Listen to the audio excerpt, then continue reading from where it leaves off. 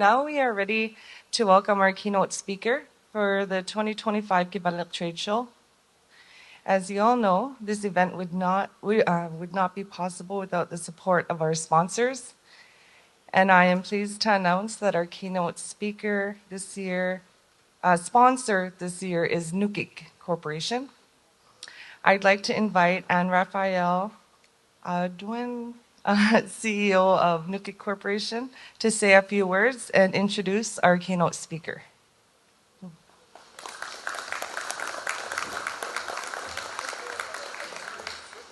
Good morning, everyone. It's great to see almost a stand-up room here. I'm going on several years attending the Kivalliq Trade Show, and I think this is one of the fullest room I've seen in recent years. So congratulations to the organizers. Great event. It's wonderful to be here again for this 2025 edition of the trade show and to help kick off the important conversations we're going to have over the next few days. As was said, my name is Anne Raphael Audouin, and I'm the CEO for Nunavut Corporation. Nunavut is 100% Inuit owned. Its shareholders are the Kivalliq Inuit Association and Saku Investments Corporation. The organization is focused on creating economic growth through sustainable infrastructure development. As you've heard this morning through the different interventions, our flagship project is the Kivalliq Hydrofiber Link, which will connect the Kivalliq region to Manitoba for the very first time with a high voltage transmission line and bringing fiber optic to the region. We are community driven, grounded in partnership, and motivated by a vision of connection, prosperity, and ensuring that Kivalliq have the same access to services and opportunities as the ones that exist in the rest of Canada. This morning, it's also my great honor to introduce Senator Nancy Karetak Lindell. Senator Karetak Lindell was born and raised right here in the Kivalliq region in Arviat. Her career has been defined by a deep and unwavering commitment to the people of Nunavut and the North. She has spent her entire life in service to Nunavut as a strong advocate for Nunavut's unique cultural, economic, and environmental interests. Senator Karetak Lindell was Nunavut's first member of parliament, serving from 1997 to 2008, and later became president of the Inuit Circumpolar Council Canada, representing Inuit voices on the global stage. Her leadership helped shape the establishment of Nunavut, and her work continues to support a healthy and prosperous future for Nunavut. In recognition of her extraordinary contributions, Senator Karetak Lindell was invested as a member of the Order of Canada and received the Queen Elizabeth II Diamond Jubilee Medal. In December 2024, she was appointed as Nunavut Senator, bringing her experience, wisdom, and voice to Ottawa at a time when the North is more central than ever to Canada's future. We are thrilled to have her in this role, not only as a strong territorial representative, but as a champion for visionary projects and priorities that matter deeply to communities. The appetite to build is strong across Canada, but true nation building requires that the Nunavut Arctic be central, driving a sovereignty agenda and unlocking new pathways for economic growth. And so without further ado, I would like now to invite you to join me in welcoming Senator Karetak Lindell to the stage.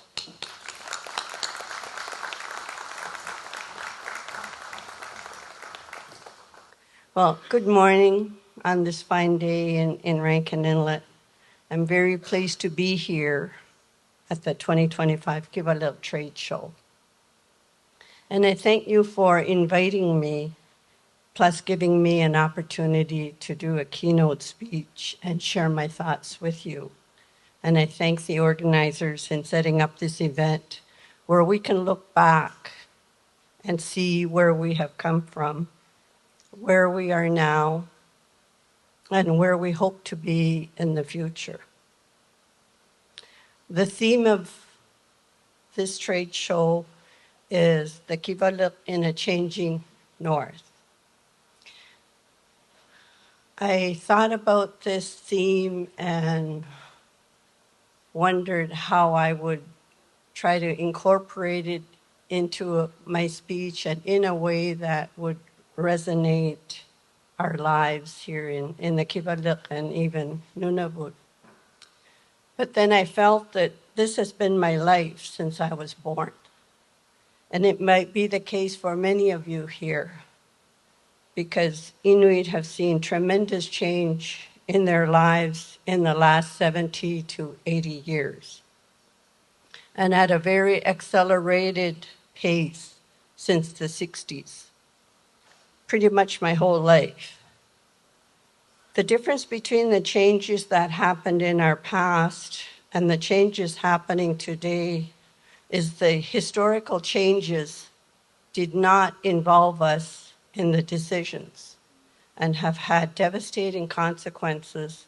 And the changes of today is that we need to be in the driver's seat. We need to be at the tables and decide what changes should be happening to us and everyone that lives in Nunavut. The challenge for us now is how we can be the deciders of how the changes come about, which changes we want to embrace as a people, and how we incorporate Inuit Kauyimayatokangit in those discussions, how we can ensure the consultations are meaningful and sincere, not just ticking off that box that says consult elders and community members. In the previous speakers before me, they talked about a lot about the changes that are happening economically, technologically, and it's not that I don't support all those economical opportunities, but as a member of parliament and all the other work that I've done in my life, it's always been, how does the average person walking on the streets in our communities feel those positive changes, or how does it redirect them in a way that will improve their lives?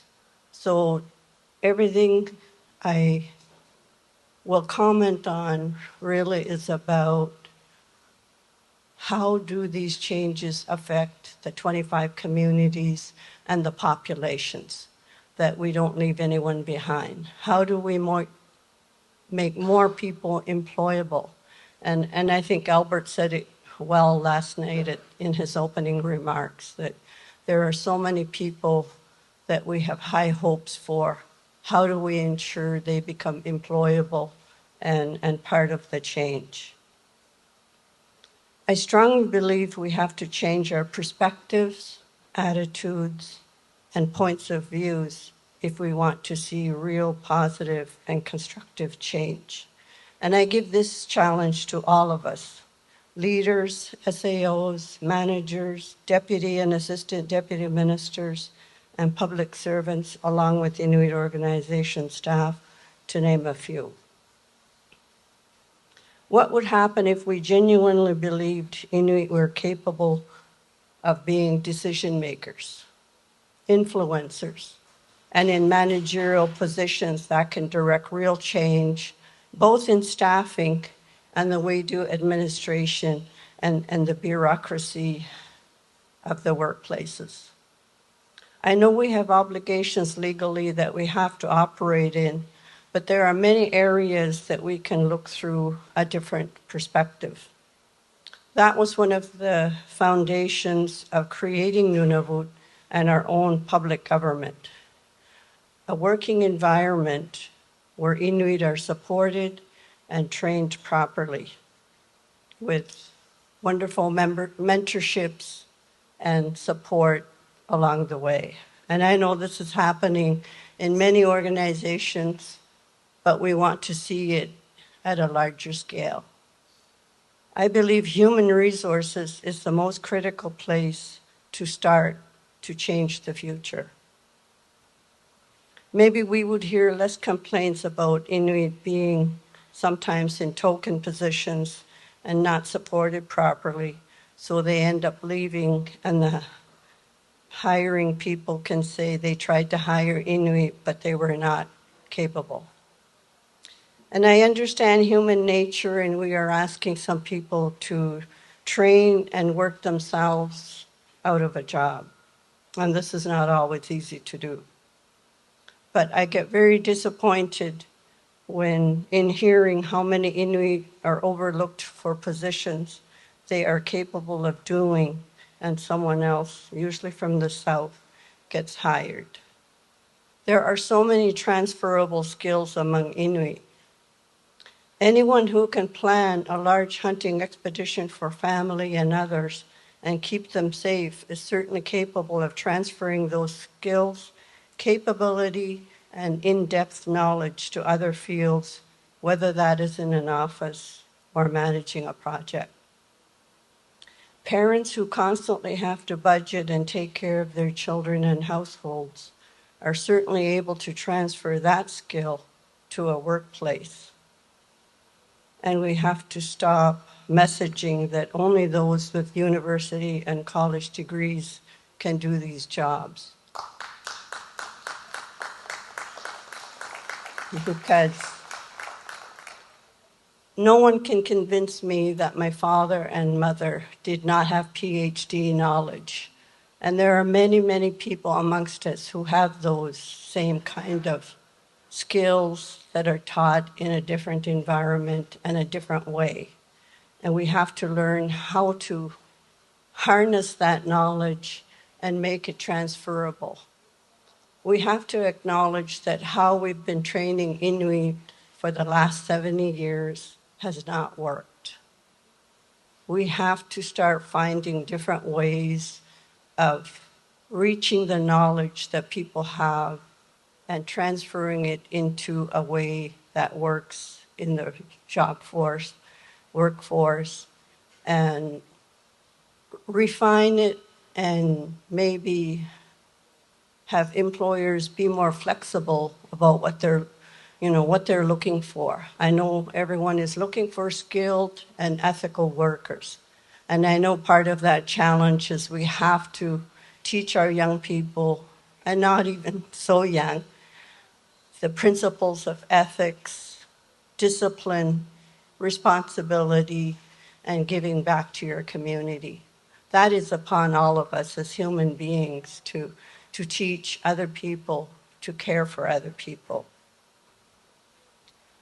I'm not saying that I don't support post-secondary education, and I'm very excited about all the young people now pursuing different career paths and going for post-secondary educations like masters and PhDs. I'm proud of them all, but we need to improve those numbers that we have right now. And we also sometimes don't have supportive people in the workforce that I just feel don't really believe that Inuit are capable and should be in those positions. That there are people that don't understand, as one of the three peoples of Canada, the original peoples of Canada, being protected by the Constitution, Section 35, and we have certain rights in this country. And yet we keep hearing that they don't believe we've earned those rights, that most Canadians still feel that Inuit don't pay taxes and that we're getting everything on a platter, which is not true. But that myth keeps getting perpetuated that we haven't earned our rightful place in this country and that we're not entitled to those benefits. And that is very difficult to work within and very discouraging for our young people.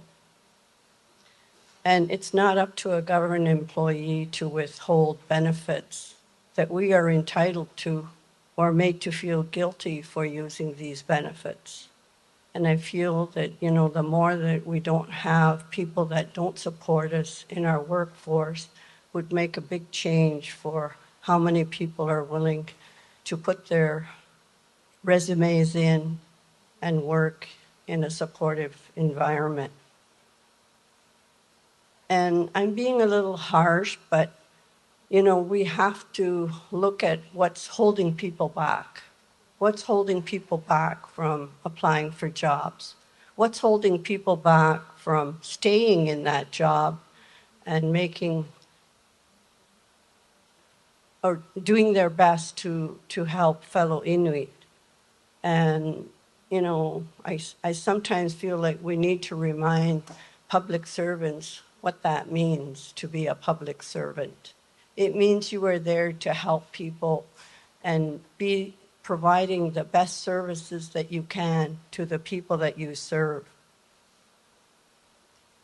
And I think about some of the Inuit that have been trained and are not working in the field that they trained for. We have to keep asking ourselves questions. Why do people leave? Let's say, for example, we have so many Inuit teachers that are trained under Nunavut Training Education Program, NTEP. Instead of working in the schools teaching our young people, they've gone on to other jobs.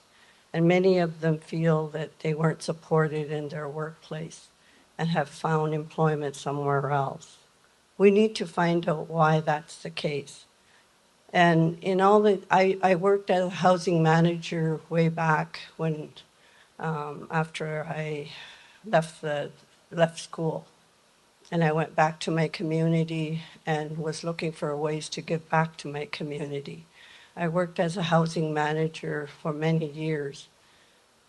And that was in the 70s, early 80s.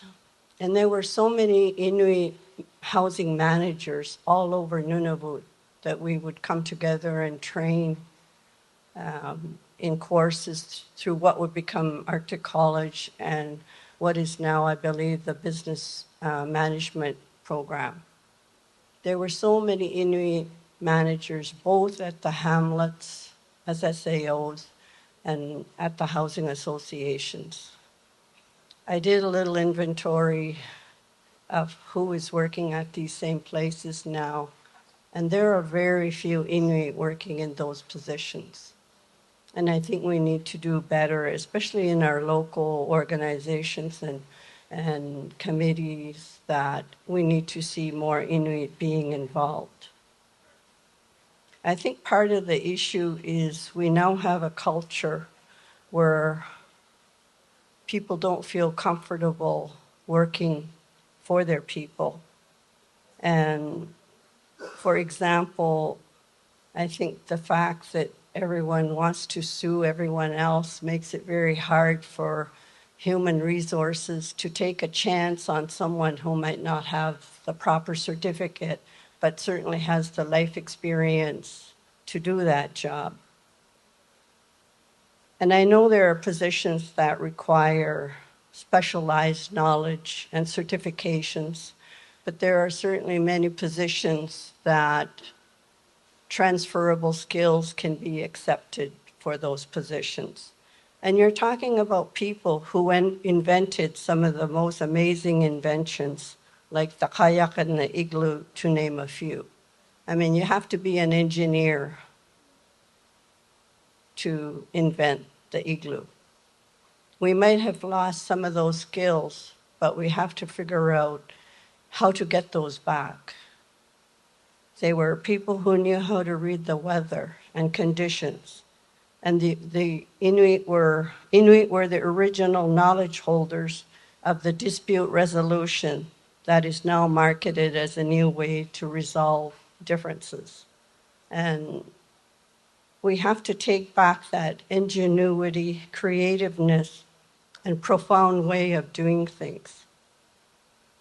And I'm very proud of the organizations that are leading, and government departments that are leading and placing Inuit in managerial positions and supporting our push to have Inuit in meaningful positions to create this image I am envisioning. And Sepko is a great example. Ilitaksanuk is a great example. I mean, we have many, KIA, you know. So it's not like we're not doing it. It's just that we need to increase the numbers. We want to see these actions as being the norm and not the exception. Devolution was a tremendous achievement for the Nunavut government last year. Devolution is a transfer of responsibilities and powers from the federal government. In our history, health, education, social services, housing, and airports are examples of those transferred powers. Devolution and transfer of land and resource management was the latest achievement, and we are all very proud of this. But what if we changed how we look at this? What if we see it as a return of those responsibilities back to us as Inuit? We had our own system of governing ourselves before colonization. We managed our lives and those of others to be healthy, educated, our children taken care of, and to make sure that decisions made were considerate of those who were the most vulnerable, until others came and decided we did not have the skills to take care of ourselves and need to be controlled by the federal government. What if we look through that lens, that devolution is really giving back that opportunity to make things right and letting us rightfully manage our lives again, instead of through the lens that we are being given the first opportunity to try and govern ourselves? This different way of looking at this would instill more pride in being Inuit and reinforce Inuit capabilities to our people and make it more relevant in our efforts for self-determination. There are many examples of good human resource practices throughout Nunavut. And because how we take care of people determines how well we are doing. It lets us continuously focus on how we can take care of our Inuit population and continuously work to take care of people right and with kindness. And maybe we would stop, using the daycare, for example. All my 4 boys' first language was Inuktitut until they went to daycare or school. Inuktitut was the language in our house. And when my youngest one was in daycare, it took me a while to realize that he was answering me only in English. And because I would talk to him in Inuktitut and he would reply sometimes in English. And it didn't dawn on me that he was speaking only English in the daycare and starting to lose his own language. And then I realized why. There were 5 people working in the daycare. 1 person did not speak English. Inuktitut, and spoke only English. So the whole daycare switched to English. Why do we let that happen?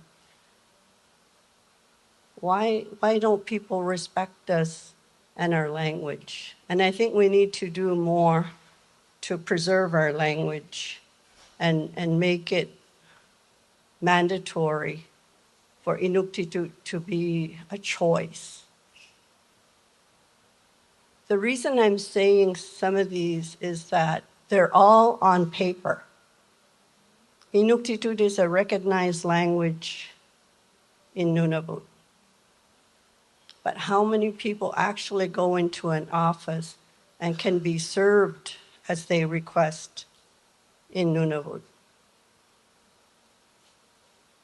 We're losing our language at a very alarming pace. And I think we need to do more in reclaiming our language and making it a workable language. That was one of the visions, again, of creating Nunavut. I know we have a lot of challenges before us. We have a very high population of young people that need to find jobs to be able to support their families. We have sovereignty issues already mentioned by other speakers that is changing the world on us. How do we ensure that we are part of the solution and decision making to make sure that we play a part in how sovereignty is protected? We don't want to go back to 1955 or 56 and place families on islands that are not inhabited. You know, let's not repeat those kinds of mistakes, especially human mistakes. Let us be at the tables where these decisions are being made. And I know some people are saying we can't do sovereignty in the way that the world expects us to unless we take care of people.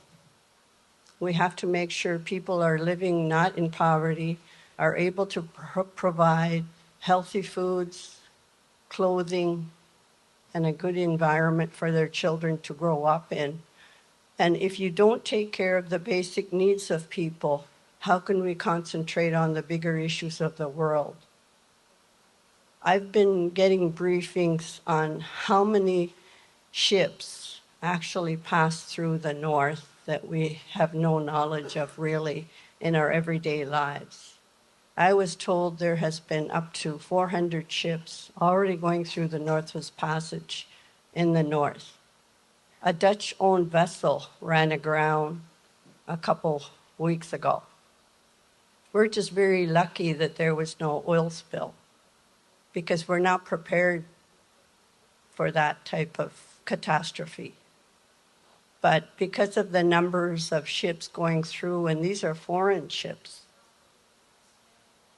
one of these days it's going to happen. And how are we prepared for it? Like, there's so many unknowns and challenges before us. How can we be prepared when so many of our people live in poverty, don't finish high school, and just don't have housing and able to participate in the decision making? There's so many things that we have lost as a people, but we are able to take it back. And I always thank the cold because that is one reason that we still have our lands in the north and we're able to get 4 land claims agreements before the land was taken away from us. So I thank the cold that no one wanted our part of the country until we had signed our land claims agreements and able to put in mechanisms to protect our lands, to make sure and ensure there's a process and that we have an approval system that tries to take care of all the mitigating factors and how we can best protect the environment and the people. But, you know, my message really is we have to put people first. I am not saying that I don't support all the economic opportunities that we have, but many of us lived through times when companies just came in, went to our lands, and did their work and just left them as contaminated sites. Is that one reason there's so much cancer in our population, as small as we are? I don't know, but it could be. So we can't afford those types of incidents to happen again. And I think we as Inuit people have been very, very fortunate in being able to take control of our lives and put in mechanisms that are working to protect people. And time is always against us. You know, we're losing many knowledgeable people, like my parents who have both passed on now, and many of your parents and grandparents have gone. But I think we were able to capture a lot of that knowledge and record it and use it to create the foundation of why we are the way we are in advocating for Inuit. Every one of us has to become an advocate in our own way. I know not everyone wants to be an elected person or a leader, but none of the leaders would be able to be as successful as we are if we didn't have the people behind us. Again, that's human resources.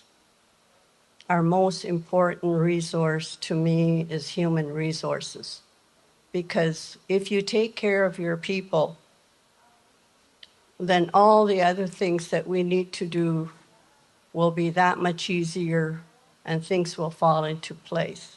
No, we don't agree on, everything within us as a people, but the fact that Inuit are able to unite, whether it's here in Canada, Alaska, Chakotay, and I think I'm forgetting a country, but Inuit are able to unite. And that's why we have a place at United Nations to ensure that our voice is one of those voices heard internationally. Because we can no longer live in our isolated world as much as we might want to. And we have to, with the internet, be able to see ahead of time and look at the future. I mean, none of us can really see, but we can try and ensure that whatever changes might be coming our way, that we've already planned and consulted to see how we can mitigate some of those changes that might be coming to us. I mean, people talked about FiberLink project. We've talked about Port of Churchill probably being revised or, opened up again. We're losing some of the areas that were frozen year-round. People are talking about being able to have ships go through Nunavut in the very near future year-round. I mean, these are very, very huge changes that we are expecting. But the more that we plan, the more we talk with each other and look at different perspectives. Again, how I looked at the world as a high school graduate way back in another life in the 70s is not how I look at the world today. Because Inuit have had to adapt to so much change in our history. And, I don't need to repeat all that because we have gone through some of the most difficult changes in the shortest time and still come out as people who want to map our own destiny. And we can do that. We have to believe that we could do it. Our challenge today is making sure our young people feel that they are up to the challenge also. But we need to make sure they're armed with knowledge, both of our own traditional knowledge, and the Western way of looking at things. We have a great opportunity to get the best of both worlds, the best of two ways of thinking, because they are very different. I remember my mother talking to me about how each person, probably in today's language, would have their personal education plan. I mean, those are not the words that they used. And that's part of our issue, that we have all these ways of doing things, but we haven't packaged them in a way and market them with lingos and, like I use dispute resolution as an example. Like, we haven't found the right, correct words to make them, as people like to say, sexy, so that people want to learn how to do that.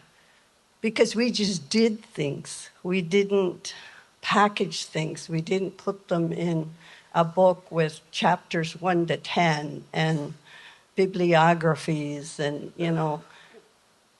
we have to find other ways of getting that message across of how Inuit did things and taught people to be survivors, because that's really what life was about. Maybe we don't have to think of survival every single day of our lives as they did, but we have to learn to take those same skills and transfer them to the world that we live in today. But when she was talking about from the time you're born, your parents, your grandparents, your aunts and uncles were all part of your education plan. And that's why sometimes it's hard for us to fit into these boxes where you can't own a gun until you're a certain age. You can't drive a Honda until you're 14. You can't get a driver's license until you're 16. Because it depended on your capabilities as a human being.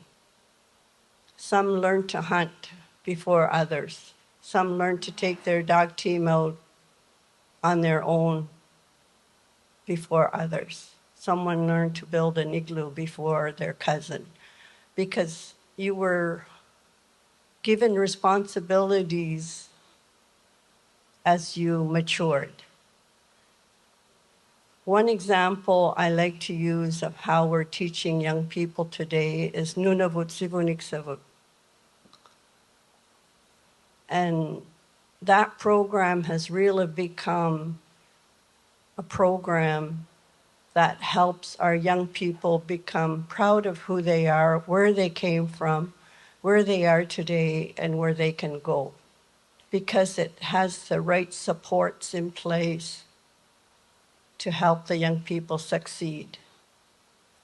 And I think we need to look at that model and transfer it to every field of education, whether it's in a job force, when I talked about providing resources for people to become the best that they could be in a work environment, in a learning environment, and in life.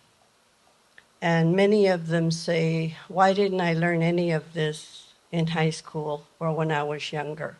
So that's a challenge for us. And having said all that, our challenge as Inuit is to teach our young people to have discipline, responsibility, good work ethics, and to treat people with kindness. And I said before that there are many good examples of human resource practices throughout Nunavut. And even though Nunavut Sivunik is taught in Ottawa, the location itself has provided a different environment for our young people to learn in and broaden their horizon. But we have to continuously work to take care of people right and with kindness. Our Father instilled in us the need to be kind in all that we do, personally and professionally. And we also have to believe in ourselves to know that we are capable of doing more. For us to support each other and believe in ourselves. Human resources are our most valued resources, and in our theme for this conference, let us change for the better in how we treat others, and let that be our defining principle. No.